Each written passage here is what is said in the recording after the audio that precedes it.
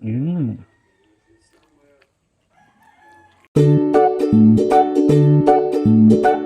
Kain.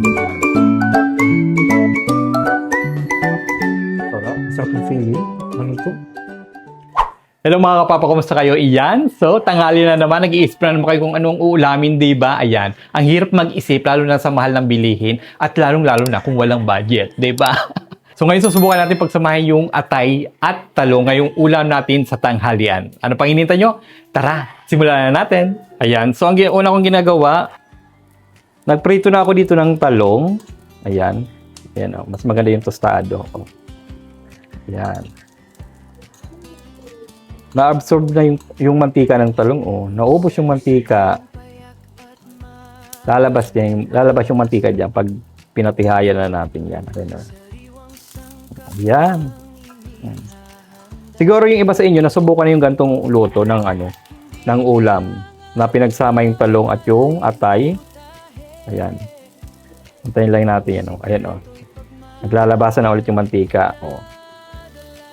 Kasi pag nakataob yung talong, pag nagpiprito kayo ng talong, di ba? Na-absorb ng talong yung mantika, kaya nasisip-sip ng talong. Pero pag tinihaya mo yan, maglalabasan ulit yan. Okay?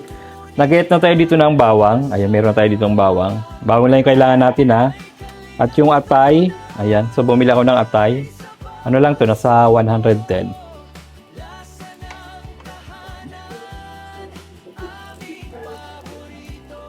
Ayan, oh. Naglalabasan ng mantika dyan, oh. Diba?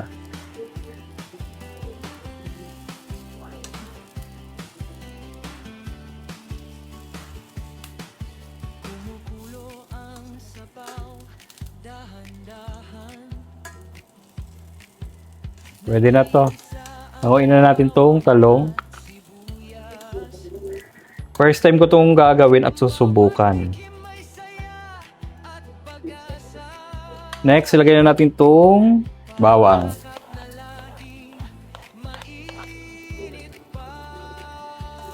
O yung mantika nasa gilid lahat.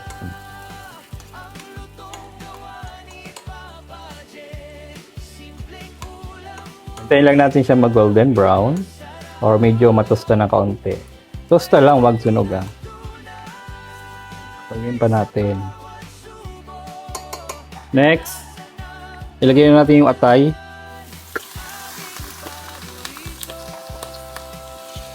Ayan. Haluin natin.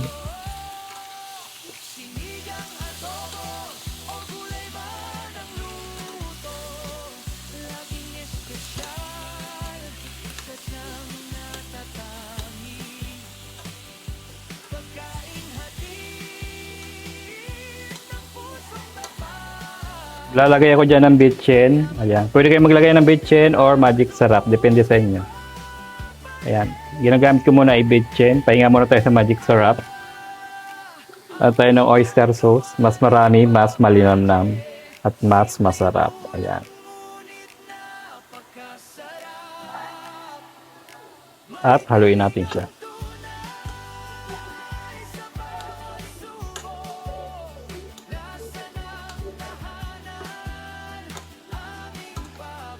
Ayan.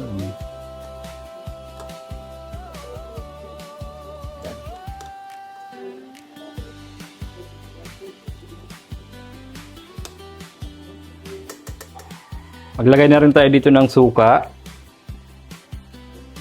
Yan, tansyahin nyo na lang. At toyo.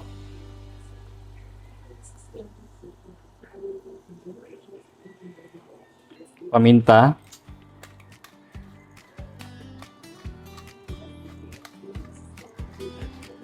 Mas maraming paminta, mas masarap yan.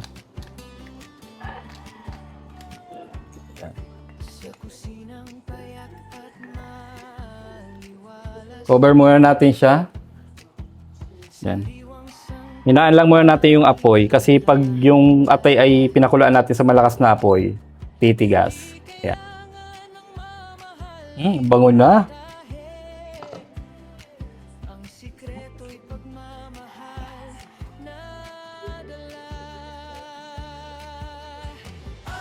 Ayan na, balik na rin natin. Ang bango ah. Yan, lakasan natin yung volume at lalagyan natin siya ng soda.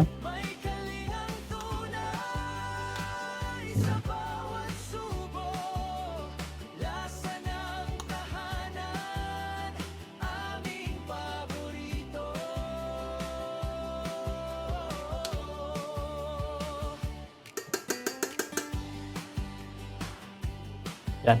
Lalagyan natin siya ng soda. Pwede kayo dito maglagay ng pineapple kung ayaw nyo ng soda. Halip na tubig, ang ilalagay natin ay soda. Ayan. Ayan. Tasan natin yung volume ng apoy. At nilagyan natin siya ng malamig.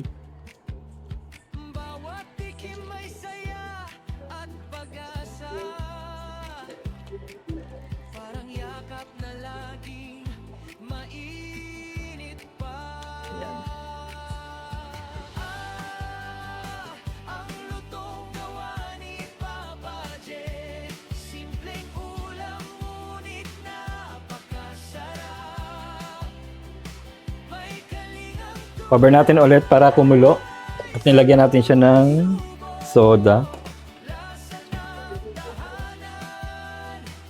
Open na natin.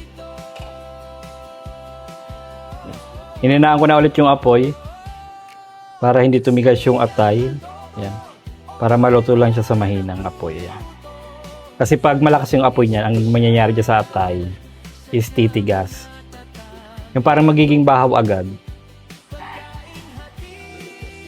Ayan. Mag-add tayo dito ng 3 sili. Hindi na natin yan ikakat. Baka kasi may kumain na bata eh. Ayan. Dagdag pa tayo. Dagdag pa tayo. Tapos, tikman na natin muna siya. Hindi natin pipisa yung sili dyan Hayaan lang natin maluto yung sili. Titikman muna natin to. Yan, tikman na natin kung anong kulang.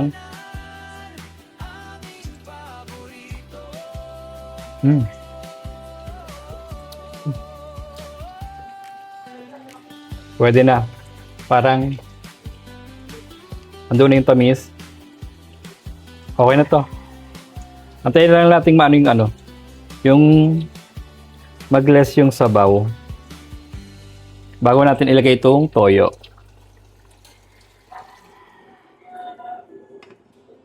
Yan, pakulang pa natin. Lutuin natin masyado yung sili. Okay na to. Ilagay natin itong talong. Yan. Lagyan na natin.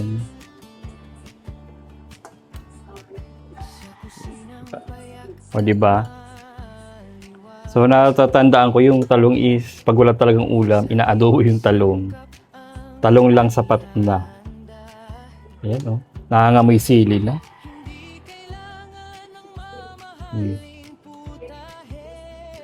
Kaya nyo ba yung...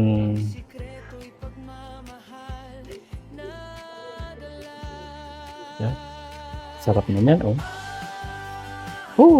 sarap nito sa bahaw.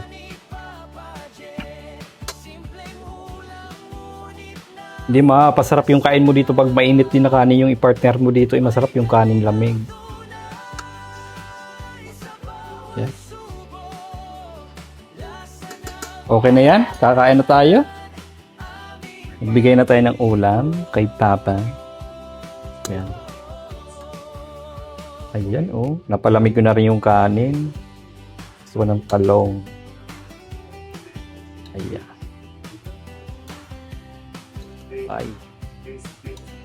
Tapos sili. Dito ako maglalagay ng sili. Tapos sabaw. Ayan. Gagawin natin, dito natin dudurogin yung sili. Ayan. Para pag may kakain na bata, safe, hindi manghang, di ba?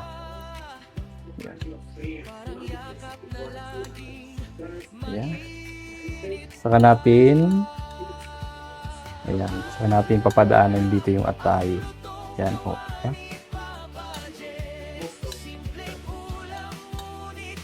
Haluin natin yan. Eh, kain na tayo. Kaya kain na ang ating adobong atay na may talong. Okay, wow. Yeah. Sobrang angang siguro nito. Itong sili to eh. Yan. Talong sa atay, pagsamahin na natin. Mainit pa yung talong. Ayan. First bite, kain po.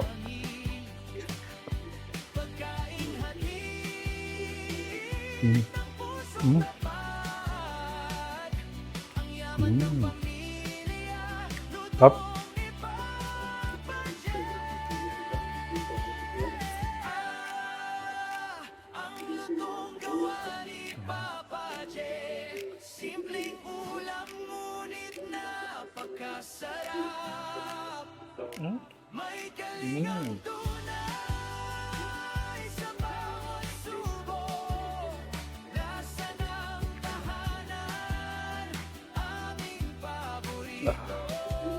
Kumakapit yung anghang sa dila.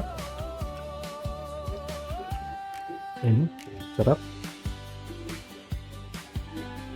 Kung hindi nyo pa ito nasubukan, subukan nyo na. Napakamura lang nito at napaka-budget ano lang to. Napaka-budget ulam to. Mura lang naman yung atay eh.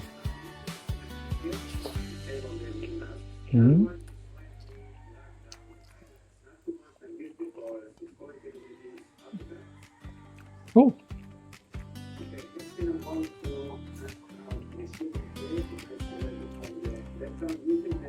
Nabusog ako dun sa Sprite.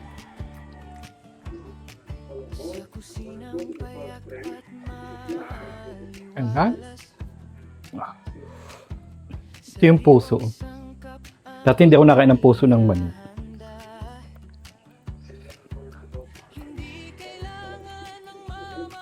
Ayun lang ulit ako nag-atay. Ano lang ba? Ilang buwan? O last month?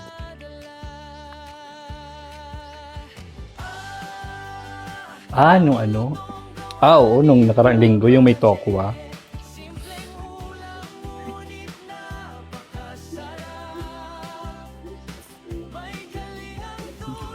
Aha.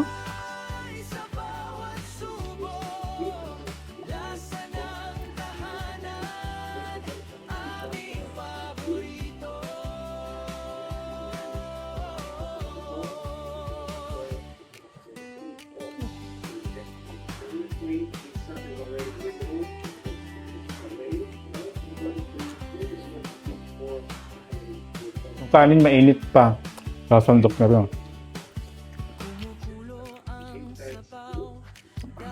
Papa ang kanin na. Mainit pa.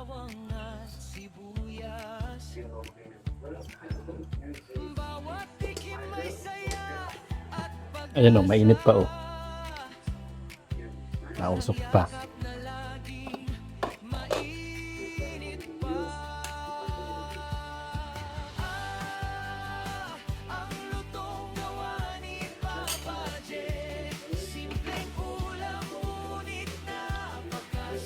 Hirap kumain ng mainit yung kanin.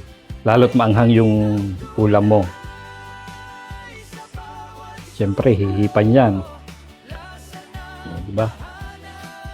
Yung kanin ng mga bata, di ba ginaganyan ng mga magulang? Tapos hihipan para mabilis lumamig. O, diba? Ganyan yung mga bata dati.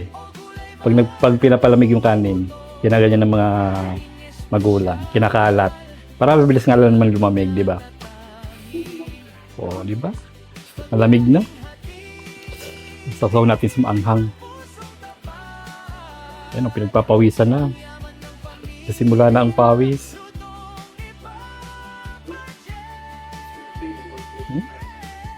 Stop.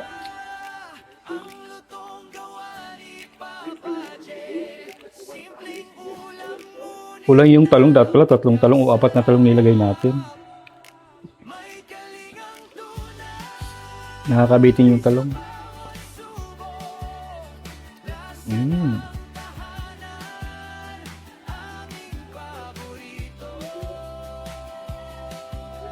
Ano?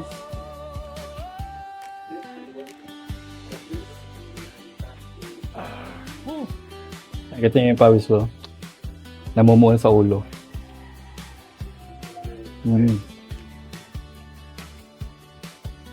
Last bite.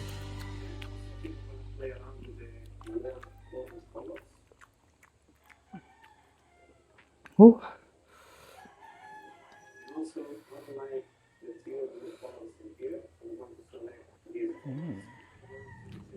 Sarap.